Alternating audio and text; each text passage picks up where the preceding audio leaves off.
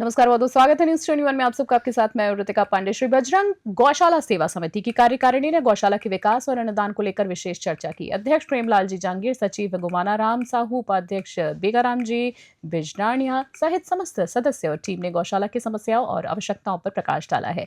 कार्यकारिणी ने कहा है कि गौशाला को हाईटेक और आत्मनिर्भर बनाने की आवश्यकता है और सरकार से 15% अनुदान वृद्धि की मांग की है। उन्होंने मुख्यमंत्री भजनलाल शर्मा को धन्यवाद भी दिया है और वर्तमान में कांग्रेस सरकार में 9 महीने का अनुदान था, भाजपा सरकार इसे 12 महीने का कर दे तो गौवंश के हरे चारों की कोई संचालन में बाधा नहीं आएगी। गौशाला में निर्माण कार्य जारी है और भामाशाह सहयोग भी अच्छा दे रहे हैं। न्यूज 21 की टीम ने वरिष्ठ संवाददाता सुनील खींची और कैमरामैन गणेश कुमार के साथ विशेष बातचीत की है। गौशाला विकास कार्य को लेकर प्रशासनिक सहयोग पर विस्तार से चर्चा की है। क्या बातचीत हुई है, आप भी सुने। नमस्कार, आप देख रहे हैं न्यूज 21 और मैं आपके साथ सुनील गिची। दोस्तों, आपको पता है हम लगातार गौशालाओं से संबंधित मुद्दे मसले समस्याएं उठा रहे हैं कि गौशालाओं में किस प्रकार की स्थितियां हैं, किस प्रकार मुद्दे मसले और क्या समस्याएं आ रही है। और विशेष तौर से मैं दर्शकों को बताऊंगा चाहूँगी कि सरकारें अपना अपना काम करती है, अपने अपने घोड़े सब दौड़ाते हैं, अच्छा का विकास करते हैं और जानते हैं कि कांग्रेस सरकार में किस प्रकार विकास हुआ था। अब डबल इंजन की सरकार बनी है, भजनलाल की सरकार बनी है, मोदी जी की सरकार बनी है, वो किस प्रकार गौशालों से संबंधित विकास कर रही है, ये जानते हैं। आज हम श्री बजरंग गौशाला समिति आनंदपुरा के अंदर है और यहाँ के जो अध्यक्ष कोषाध्यक्ष कार्यकारिणी टीम हमारे से लाइव तस्वीरों के अंदर न्यूज 21 चैनल के माध्यम से जुड़ी उनसे खास बातचीत करते हैं कि गौशालाओं को किस प्रकार की स्थितियां हैं, किस प्रकार मुद्दे मसले और किन समस्याओं से कार्यकारिणी टीम है वो चिंतित है। सर, पहले तो हमारे साथ प्रेम जी हैं, वो जंगीर साहब जुड़े हैं, उनसे खास बातचीत करते हैं। सर, पहले तो हमारे चैनल में आपका स्वागत है। धन्यवाद साहब, बहुत धन्यवाद आपका। Thank you. तो प्रेम जी, कब से इस गौशाला का गठन हुआ है, कब से आप स्थापना कोषाध्यक्ष, सचिव और अध्यक्ष को साथ मिलके गौशाला में किन मुद्दे मसले समस्याओं को लेकर चिंतित हो?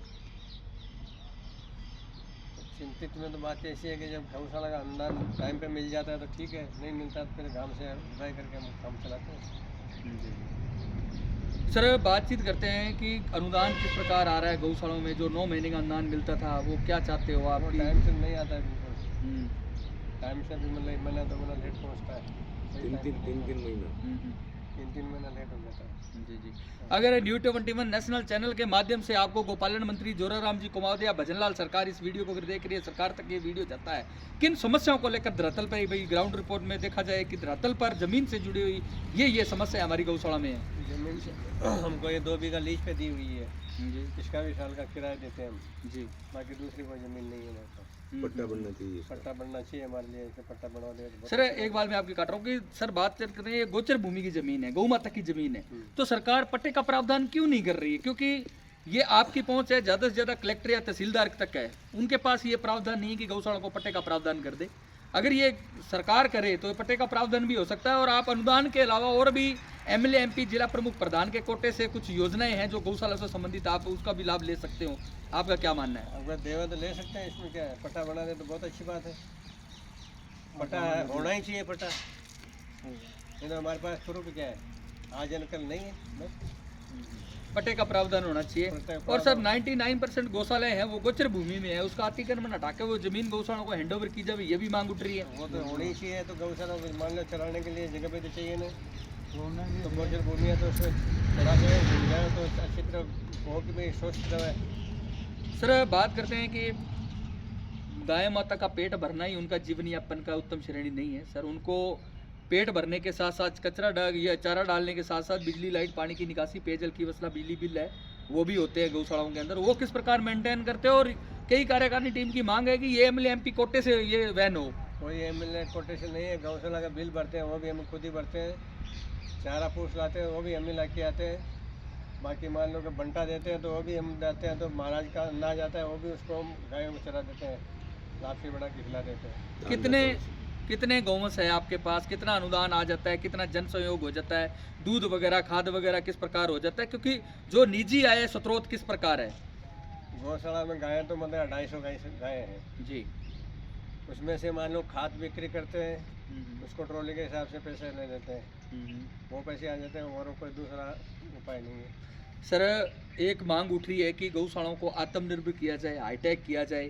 आपके पास गोबर है तो गोबर गैस के प्लांट दे सरकार, और केंचुआ खाद के प्लांट दे, प्रजनन क्षमता को बढ़ावा दिया जाए, नस्ल सुधार पे ध्यान दिया जाए ताकि गौशालाओं का फीड अच्छा फीड तैयार किया जाए, ताकि गौशाला में दूध और घी की उत्पादन बढ़े और गोबर गैस का उत्पादन बढ़े, ताकि गौशालाओं की खुद की अर्निंग हो। क्योंकि गौशालाएँ चलती है 50% जन सहयोग और 50% सरकारी अनुदान के द्वारा गौशालाएँ चलती है। आपका क्या मानना है? इसके हिसाब से अगर सरकार कुछ देना चाहती है तो देवे तो अच्छी बात है, गोबर प्लांट हो जाता है तो वो भी अच्छी बात है, और जैसे केचुआ खाद है वो भी अच्छी बात है, उसको भी मान लो कि अपना अच्छी तरह से सेल कर सकते हैं केचुआ खाद बना के। चिकित्सा की किस प्रकार की व्यवस्था है? क्योंकि काफ़ी टाइम पहले लिम्पी रोग आया था, काफ़ी गौ माता की डेथ भी हुई थी, उनको दफनाने के लिए जगह भी नहीं थी अवेलेबल, तो लोग क्या उसको हाईवे के ऊपर रोड के किनारे डाल देते थे, तो वहाँ पे वो प्रदूषण फैलने की, वायु प्रदूषण फैलने का भी बड़ा खतरा था और बीमारियाँ फैलने का भी बड़ा खतरा था। तो इसके लिए कार्यकारिणी टीम की मांग है कि कम से कम इसके लिए अलग से ज़मीन का अलॉटमेंट किया जाना चाहिए जहाँ गौ माता का देह संस्कार किया जा सके और उनको अच्छे तरीके से उनका व्यवहार किया जा सके। और बात करते हैं सर गौ माता के लिए लिम्पी रोग में सरकार ने सपोर्ट किया और दोबारा से दस्तक दे रहा है लिम्पी रोग, तो चिकित्सा और स्वास्थ्य विभाग किस प्रकार आपकी मदद कर रहे हैं, किस प्रकार आपको सपोर्ट कर रहे हैं? देखो लिम्पी रोग के लिए हमारे गांव में स्थान है केसरिया कंवर जी महाराज का, उनकी मतलब भभूति लेके हम आए थे और उनको दूध पिला के सब गौ माताओं को मतलब पिला दिया था, तो हमारे गौशाला के अंदर लंपी बीमारी आई नहीं थी। ठीक है। बाहर गांव में आई वो गांव वाले समझे, बाकी गौशाला में लंपी बीमारी अंदर इंटरेस्ट नहीं थी। आप कब से इस गौशाला को संभाल रहे हो और इनको चालू करने वाले महापुरुष कौन से, गौशाला की स्थापना करने वाले कौन थे? देखो 2005 से मतलब ये गौशाला है, मैं संभालता हूँ और आज तक मैं संभालता आ रहा हूँ। तो इसको इसकी स्थापना किन्होंने की थी गौशाला की, या नींव किसने रखी थी? नींव तो हमारे गांव के लोगों ने रखी थी, बाकी जो विकास किया हुआ है वो हमारी देख रेख में किया हुआ है। जी जी, गांव के लोगों ने सबने की थी। हाँ। अच्छा अच्छा। तो बात करते हैं सर न्यूज़ 21 चैनल के माध्यम से, अगर ये वीडियो सोशल मीडिया के माध्यम से आगे जाता है, कोई भाई इसमें आपका सपोर्ट देना चाहे तो किस प्रकार आपका स्थायी पता है यहाँ? सही पता तो यही है हमारा, तो गाँव मुकाम पोस्ट आनंदपुरा, प्रेमलाल जहांगीर, कोषाध्यक्ष है बेगाराम बिजारनिया जी, मंत्री है अपने उमनाराम सोन। जी जी। तो सर डेवलपमेंट के लिए क्या आपकी जो कार्यकारिणी टीम का जब गठन होता है तो आपकी यहाँ पे चर्चाएं होती है, मीटिंग होती है, तो गौशाला को डेवलपमेंट करने के लिए, आगे बढ़ाने के लिए किस स्तर पर बात होती है? अभी देखो इस पर बात हो रही है, अभी सांडों के लिए शेड नहीं है जी, उसका शेड हम तैयार करने लगे हुए, मैं खुद ही करता हूँ, बराबर है जी। उनको शेड के लिए सांड का मतलब सुविधा वो करते हैं, कर देते हैं। ये भाई साहब एक अब हमारे साथ जो मेन श्रेय जाता है गौ माता का सेवा का वो उनको जाता है, क्योंकि अपने तो मेंटेनेंस करने वाले हैं, लेकिन जो मेन श्रेय जाता है इस भाई साहब को जाता है, ये गोपालक है और यहाँ रह के इस गौशाला की बड़ा तरीके से सेवा, सबसे ज़्यादा सेवा इन्हीं को जाती है। सर पहले तो आपका परिचय दीजिए। बहुत बहुत गणपत राम जी सर। तो गणपत राम जी थे धरातल पर 24 घंटा यहाँ गौशाला के अंदर ही रहते हो, तो आपको किन समस्याओं का देखना कि यार सबसे ज़्यादा इस गौ के लिए सबसे ज़्यादा ये समस्या है क्या है? समस्या तो बहुत रहती है, सर्दी वगैरह में सरकार ने सुविधा देनी चाहिए, तो देखभाल जो कर रहे हैं, चारा पूछ के आती है तो लेते हैं, करवाते रोज के 2-2.5 घंटे पूछ का लग जाता है गायों, और कभी अनुदान लेट सेट आता है तो इन लोगों ने कर्जा करके लेके।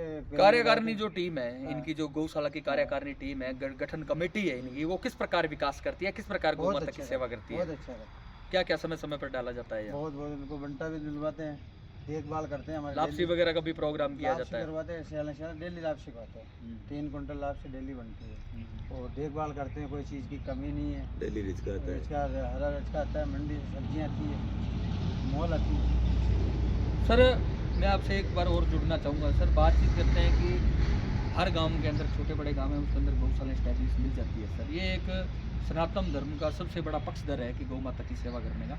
और सर एक मुद्दा बड़ा चिंता का विषय बना हुआ है कि जो गोपालन विभाग है वो, शायद हमने सुना है कि 3 साल से गौशाला को उत्पादित करने जा रही है, क्योंकि डॉक्यूमेंट वेरिफिकेशन इतना हार्डली कर दिया है, क्योंकि उसमें बहुत ज़्यादा सारा टाइम बोलते हैं कार्यकारिणी टीम की कि गोपालन विभाग ने जो डॉक्यूमेंट वेरिफिकेशन को इतना हार्डल बना दिया, इसको सरलीकरण किया जाए, ये भी मांग उठ रही है, आपकी क्या राय रहेगी? ऐसा तो मतलब बिल्कुल सरल होना चाहिए, तो गोपालन विभाग को भी सोचना चाहिए ये सारी चीज़।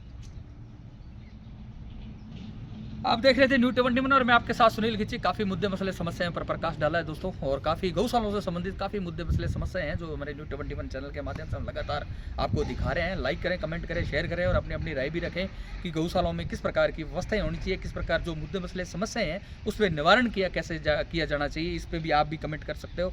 देखते रहिए न्यू 21 के साथ। मैं सुनील खिची, कैमरामैन पर्सन गणेश के साथ। थैंक यू, जय हिंद।